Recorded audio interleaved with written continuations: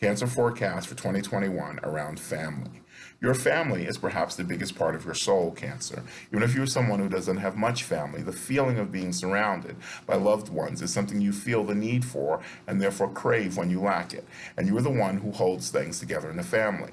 You're the one that others confide in, believe in consistently, and turn to in both times of trouble and times of joy. This can be an especially great year for family matters for you.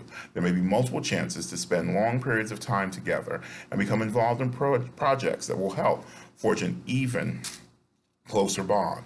One close family member may turn to you for guidance in a relationship or perhaps in business, and for this, you will feel proud and grateful to know that you are so highly thought of. You may also take under your wing a younger family member who needs some advice or mentoring. A serious matter involving a monetary transaction could threaten the trust of a family bond.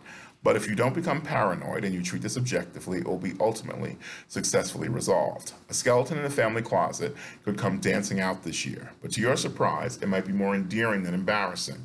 You may even wind up being the spokesperson for this relative's foibles, shedding light and clarity on this secret.